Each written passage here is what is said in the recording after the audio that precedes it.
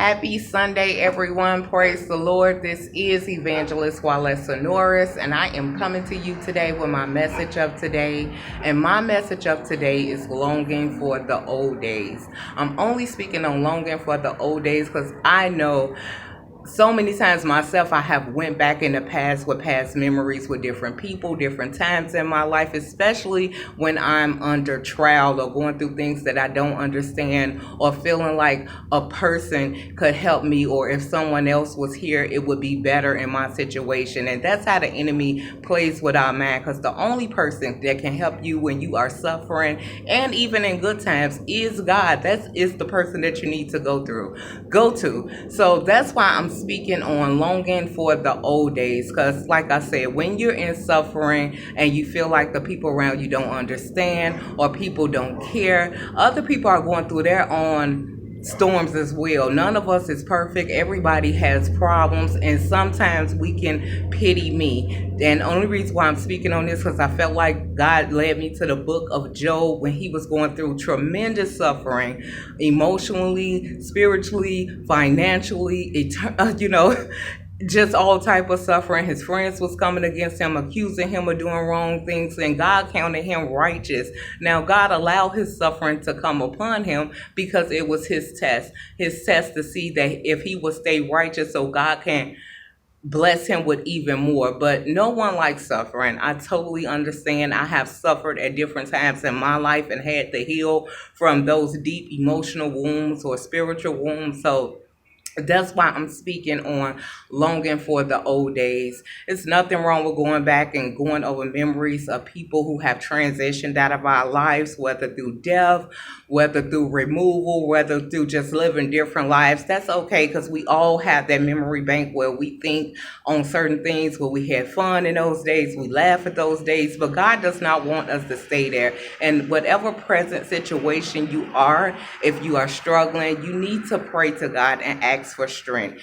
We see this with so many people who suffered either emotionally, financially, or just all type of attacks in a Bible. With David, we see him asking God to remember my affliction. We see Job asking God to remember my affliction. We see Hannah asking God to remember my affliction. So God is not blind to the pain and the suffering that you have endured over the years or even right now. And sometimes people might think God is not hearing my prayers because nothing is getting answered, but God is not an instantaneous God. Sometimes he can come and answer your prayers quickly, because we do see David in Psalms say, God, send prosperity now. Lord, send help quickly. And God will do that at times, but sometimes God will linger on your suffering just to do a work in you. Sometimes we are filled of pride. Sometimes we are full of boastfulness. Sometimes we are full of self-righteousness.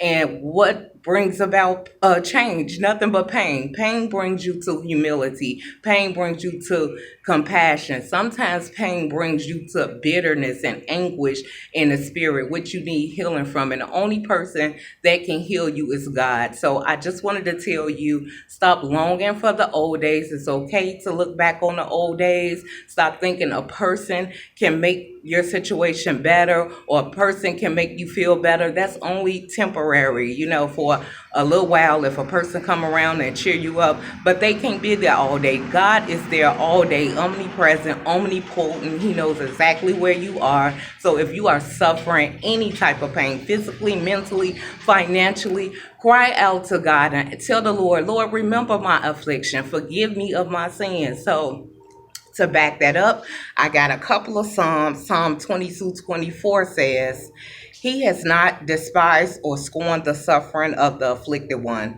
He has not hidden his face from him, but has listened his cry for help. Psalm 25:18 said, Look upon my affliction and my pain, forgive all my sins. Even Samuel 1:11 Hannah asked God, remember my affliction, remember the pain, remember the mockery, remember all the things I went through. And what did God do to each and every person who prayed this prayer? God, remember my affliction. Those who have suffered great deals of affliction from the enemy's attacks by other people or just through their body, through their finances. At a point in time, God did answer them and remembered their affliction and turned away their affliction, turned their mourning into dancing, to joy. So if you are going through a hard time, that is my message for today.